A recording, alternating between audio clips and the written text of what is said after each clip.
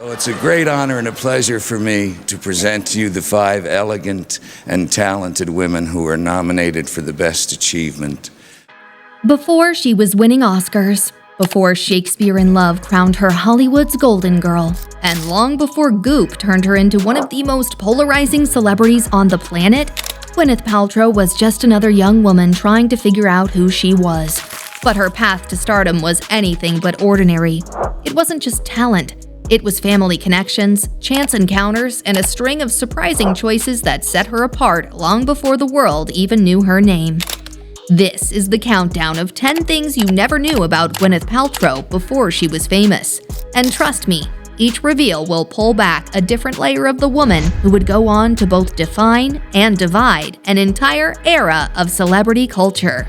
Number 10. Hollywood royalty. It starts with bloodlines. Gwyneth Paltrow didn't stumble into Hollywood. She was born into it.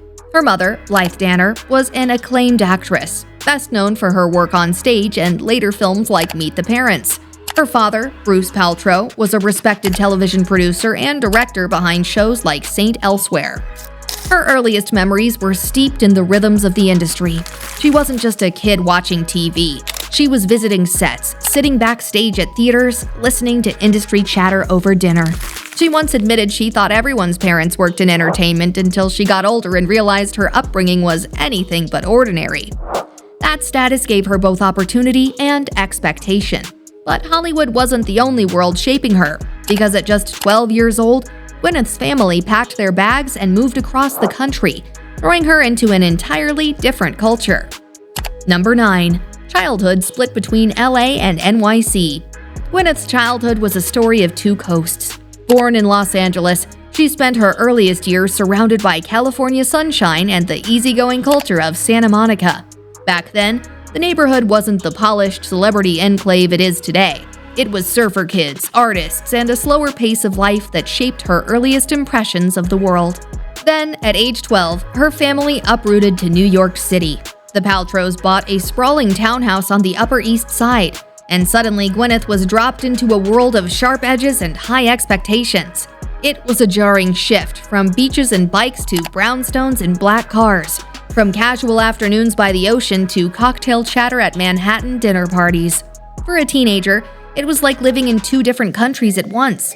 That split identity gave her adaptability and poise, teaching her how to move comfortably between Malibu ease and Manhattan sophistication, a skill that would later become one of her defining traits. Number 8. Prestigious education. As a teenager, Gwyneth enrolled at the Spence School, one of New York's most exclusive all-girls academies. Known for producing power players and cultural elites, Spence was a place where connections mattered as much as academics. She thrived, poised, ambitious, and already drawn to the arts. After graduation, she headed west again, this time to the University of California, Santa Barbara, where she majored in art history. But she didn't stay long. The pull of acting was too strong, and after just a year, she dropped out. Her father made it clear, if she wanted to act, she was on her own financially. So Gwyneth supported herself as a hostess, scraping by in modest apartments while chasing auditions. For all her privilege, this was her first real taste of independence. And yet, even as she struggled, she had something few young actors could claim, an ace up her sleeve in the form of the most powerful director in Hollywood. Number 7. Spielberg as her godfather. Her godfather wasn't some family friend from down the block. It was Steven Spielberg. Yes, the Steven Spielberg, the man behind Jaws, E.T., and Jurassic Park, had been a close friend of Bruce Paltrow and was chosen as Gwyneth's godfather at birth. And he didn't just send birthday cards. In 1991, Spielberg cast her as young Wendy Darling in his fantasy blockbuster, Hook. It was a tiny role, but it meant her first major screen credit came under the direction of Hollywood's biggest filmmaker. For Gwyneth, it was both a blessing and a burden. A dazzling entry point, yes, but also fuel for the Nepo baby narrative before the term even existed. Still, Spielberg's faith in her set the stage, and soon, the world caught its real first glimpse. Number 6. Playing Wendy in Hook. Imagine being 19 years old, standing on the set of a Spielberg movie, surrounded by Robin Williams, Dustin Hoffman, and Julia Roberts. That was Gwyneth's reality. She played the teenage version of Wendy Darling in flashback sequences. It wasn't a starring role, but it was enough to put her on casting directors' radars. Critics barely noticed her at the time, but those early minutes on screen mattered. They proved she could hold her own, even briefly, alongside Hollywood's biggest names. Years later, fans still point to Hook as the hidden gem where they first caught a glimpse of Gwyneth before the world knew her name. But her story didn't actually begin on a soundstage. It began much earlier under the hot lights of the theater. Number 5. Cutting her teeth in theater. At just 5 years old, Gwyneth made her stage debut in Massachusetts, where her mother, Blythe Danner, was a frequent performer at the prestigious Williamstown Theater Festival. This wasn't a neighborhood talent show. It was one of the most respected summer stages in America, a proving ground where Broadway veterans and Hollywood actors sharpened their craft. Those summers were formative. While other kids were off at camp, Gwyneth was backstage, soaking up the discipline of live theater. She learned about the grind of rehearsals, the nerves of opening night, and the way an actor connects with an audience without the safety net of retakes.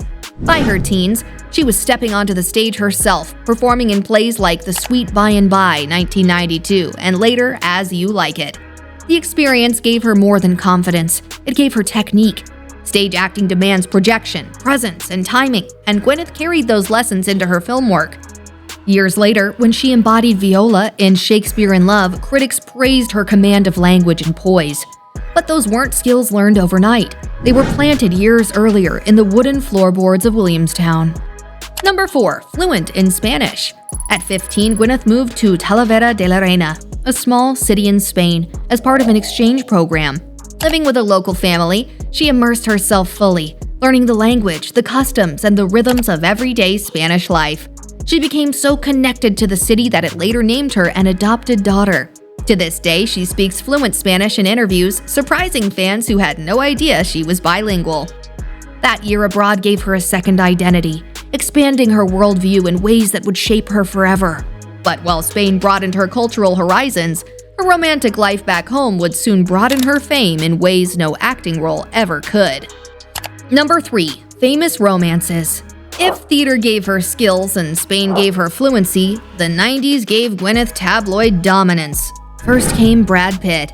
They met on the set of Seven in 1994, and by the mid-90s, they weren't just dating. They were Hollywood's golden couple. Photographed hand in hand on red carpets, splashed across magazine covers, they were presented as the ultimate fairy tale. Fans adored them, and tabloids couldn't get enough.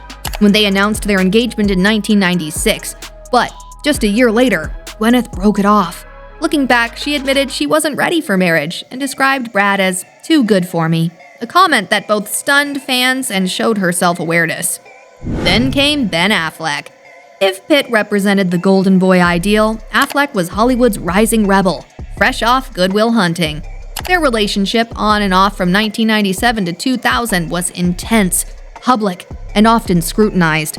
They co-starred in Shakespeare in Love, which won her an Oscar, and later in Bounce. For tabloids, it was irresistible. Miramax's golden actress and Hollywood's new leading man. These romances weren't just gossip.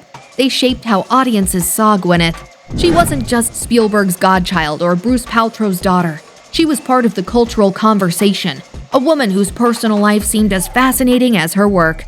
Number 2. First film roles. Her film debut came in 1991 with Shout, a musical romance starring John Travolta. The film flopped, but for Gwyneth, it was a first step, a line on her resume that mattered.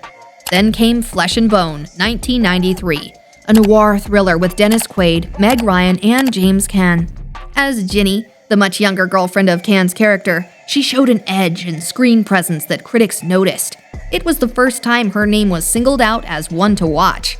Within just a couple of years, she'd moved from supporting roles to leading parts in films like Emma, 1996. Those early credits weren't glamorous, but they proved she could act and act well enough to silence anyone who thought she was coasting on her last name. And yet, even then, there was a moment when she wondered if she belonged behind the camera instead. Number 1. Almost worked behind the camera. Here's the twist you might not expect. Gwyneth Paltrow almost didn't become an actress at all. Watching her father direct and produce planted in her the idea of working behind the lens.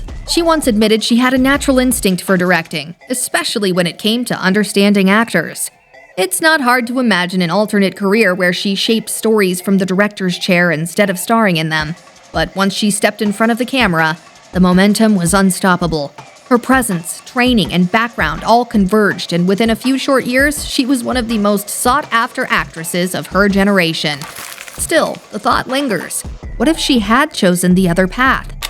So, there it is, 10 lesser-known chapters from Gwyneth Paltrow's life before fame, the Oscars, and the controversies. From Hollywood royalty to Spanish fluency, from forgotten film roles to almost becoming a director, every piece shaped the woman the world would one day know. But it leaves the question, was her rise inevitable because of her connections, or did those hidden choices and risks make the difference? Maybe it was both. What do you think? Which part of Gwyneth's pre-fame story surprised you the most? Let us know, and stay tuned for more untold stories from the stars you thought you already knew.